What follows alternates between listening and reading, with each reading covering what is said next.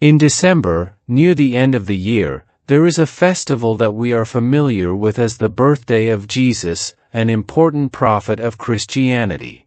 However, in fact, this festival is a swallowing up of the roots of the ancient religion of the ancient Europeans, bringing various traditions that have been practiced for so long that we have forgotten that. This is the Yule festival. Yule is the name of the tradition of celebrating the end of the year and welcoming the new year of the Westerners, Celts, one of the oldest festivals in the world. It is held during the day with the longest night called the winter solstice, pronounced Hemayan, or Thaxanayan, winter solstice. It is the period when the sun reaches its stop point in the south, causing the northern hemisphere to experience cold weather, short daylight hours, and the longest night hours. The winter solstice falls between December 20th to 21st, fluctuating according to the orbit of each year. The overlapping period from December 20th to 23rd is therefore an important festival, a day that the people of England have celebrated since prehistoric times, before the Church incorporated the belief in the birth of Jesus into December 25th, making it a Christian festival. Because the sun sets longer than usual at this time, this makes the night very long. Many beliefs therefore view the long sunset as a period of transition, a dark period of the year when evil spirits wander into the living world. Therefore, there is a tradition of building bonfires to purify the community and drive away bad luck. The celebration of Yule, held during the winter solstice, is an important festival, as is the summer solstice, when the days are longer than the nights in spring, and has a similar format to the Samhain festival held earlier in late October.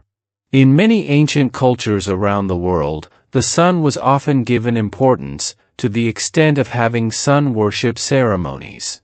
Northern Europeans viewed the sun as a wheel that rotated the seasons, resulting in various festivals that often corresponded to the movement of the sun, which changed its point of movement according to the Earth's orbit. As a result, important days were divided according to beliefs into 2 solstices and 2 equinoxes. The sun worship ritual is similar among the beliefs of Indo-European peoples.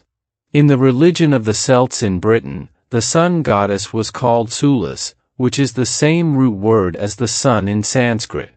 In Brittany, the Celtic language spoken in the region of Brittany, the origin of Old English, the word for sun is howl, while in Old Welsh it is pronounced Yule, leading linguists to believe that this word may be the root of Yule, the name of a Celtic festival before the advent of Christianity. The Celts initiated the custom of lighting bonfires during Yule, believing that the sun would stand still for about 12 days in midwinter. Lighting bonfires during this time was meant to defeat darkness, drive away evil spirits, and bring good fortune for the following year. As a result, ethnic groups in Western Europe have similar traditions, such as the Norse custom of lighting bonfires and sitting in circles telling stories while drinking ale.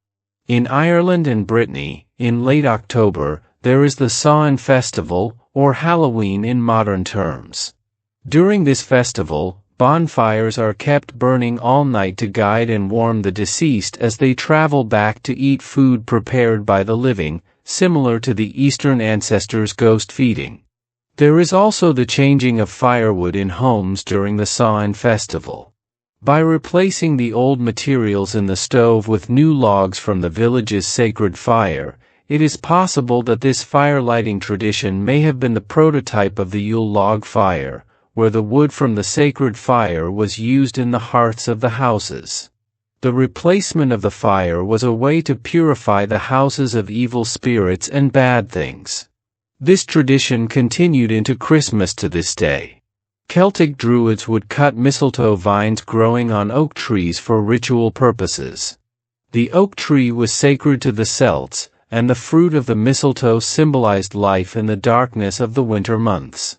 Therefore, when the sun rose again on December 25th in the northern sky, it was a signal to celebrate the rebirth of the unconquerable sun. The day was also a celebration of Mitra, Sol, the sun god of Persian origin. But it was so popular in Rome that it had such an important festival. As for December 24th, which Christians call Christmas Eve, there used to be a festival called Modronicht, which means Mother's Night, the Night of the Mothers. It was a night to celebrate the Matries, the goddess of fertility according to the Celtic beliefs, and was absorbed into the eve before the birth of Jesus. It was another sacred night held to celebrate the birth. If you look closely, you will see that both Modronicht and Christmas Eve are connected to the mother who gave birth. The oldest recorded evidence of celebrating Christmas as the birth of Jesus dates back to December 25, 336 AD in Rome. In the Julian calendar, this day falls on the winter solstice instead of the 21st.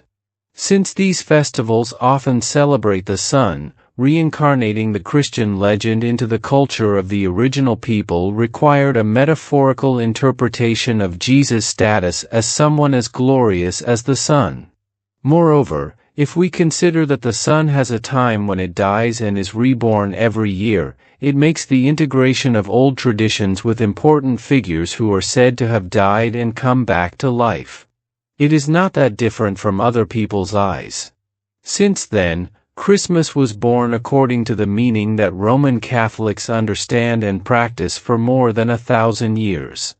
But while other churches, such as the Orthodox, may observe the birth of Jesus differently, by falling on the beginning of summer, which is mainly consistent with the text of the Bible.